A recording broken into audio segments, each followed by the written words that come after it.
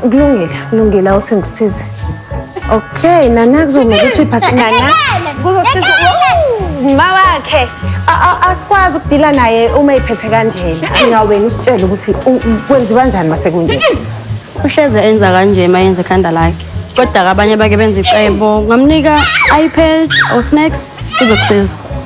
Mawakhe bekumele kube wena ophethe zonke lezo zinto. Uma umntwana wakhe ehlula wena thina singoba